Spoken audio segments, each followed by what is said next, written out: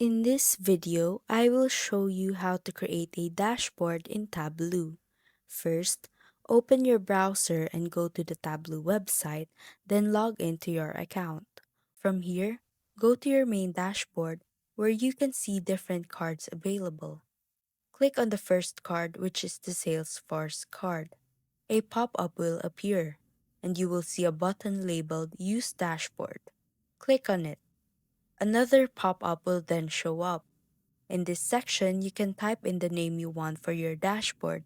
Once you've entered the details, click on Create Workflow. After clicking, Tableau will automatically open a new tab that contains your executive summary.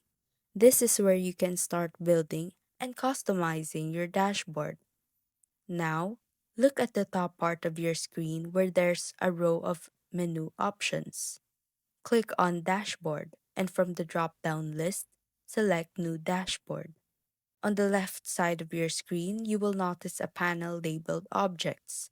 This is where you can find different elements and variables that you can drag and drop into your dashboard, such as charts, text boxes, filters, and other visuals.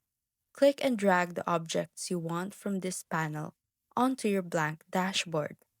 Each time you add one, it will automatically appear, and you can easily reposition or resize them based on how you want your layout to look.